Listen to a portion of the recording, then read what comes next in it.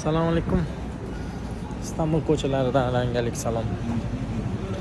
Bugun bir qadrdon akam bilan ko'rishdik. Maza qilib ishlarimizni bitkizdik.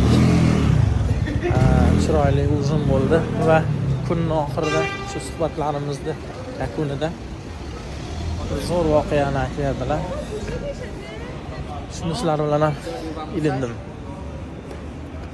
Bir podshoh bor ekan.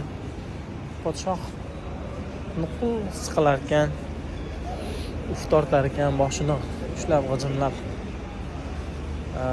tushkun kayfiyatda bo'lar ekan.